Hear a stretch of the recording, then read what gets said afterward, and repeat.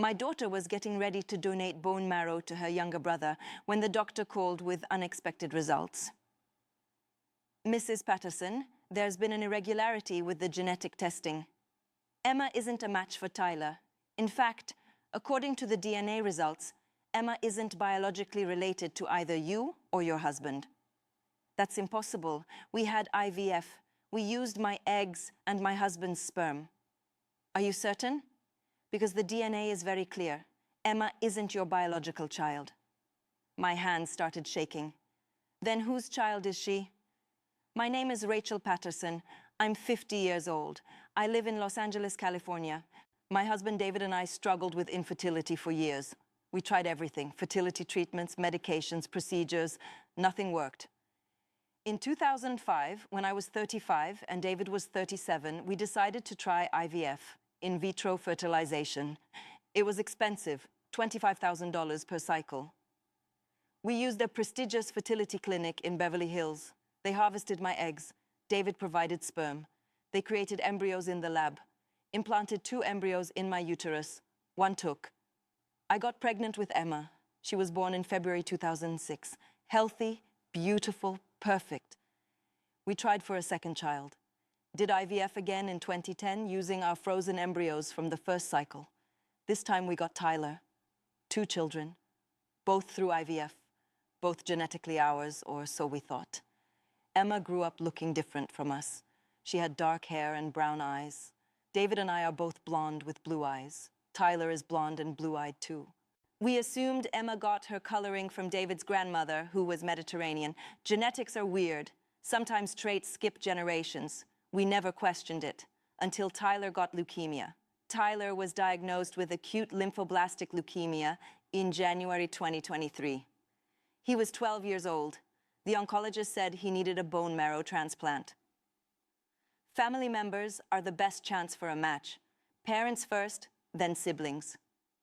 David and I tested immediately. Neither of us was a match. That's okay, the doctor said. Emma is 16. She can test. Siblings have a 25% chance of being perfect matches. Emma tested. We waited 2 weeks for results. The doctor called me in for a private meeting. Mrs. Patterson, I need to discuss Emma's results. She's not a match for Tyler. Okay, that's disappointing, but we can find a donor, right? Yes, but there's something else. The genetic testing shows Emma isn't biologically related to Tyler. In fact, she's not biologically related to you or your husband at all. I felt like I'd been hit by a truck. What? Emma doesn't share DNA with any of you.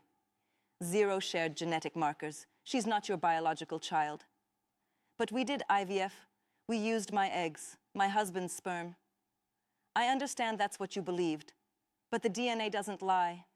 Emma is not genetically related to your family.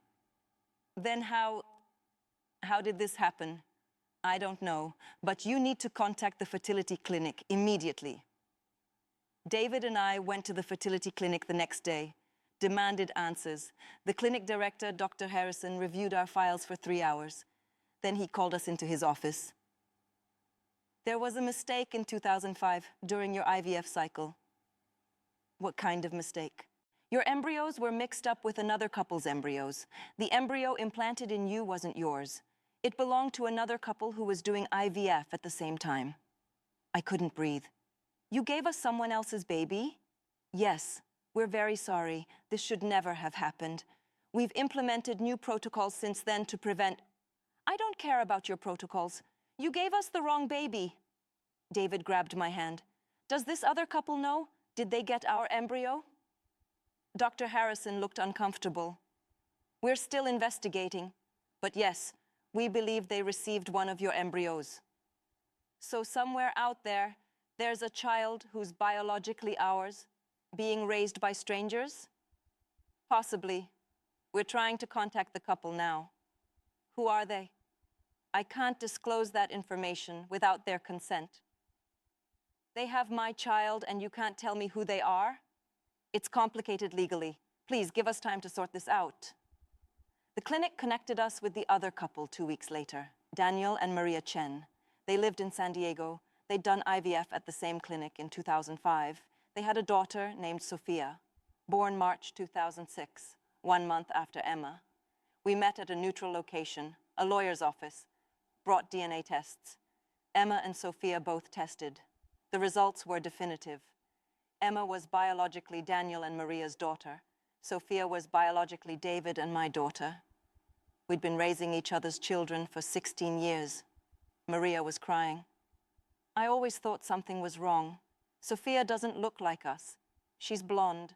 Daniel and I are both Asian. Everyone always assumed she was adopted. We'd tell them, no, she's ours. But she wasn't, not genetically. Emma doesn't look like us either, I said, but we thought it was just genetics being weird. What do we do now? David asked. No one knew how to answer that. The girls, Emma and Sophia, were sitting in another room, waiting. Neither of them knew yet. We have to tell them, Maria said. They deserve to know. So we did. Emma and Sophia met for the first time in March 2023. They were both 16, both in high school, both having their identities completely shattered. You're my biological parents, Emma said to Daniel and Maria, but I don't even know you. And you're my biological parents? Sophia said to David and me. This doesn't make sense. We didn't try to force anything, didn't demand the girls switch families, didn't suggest they call us mom and dad.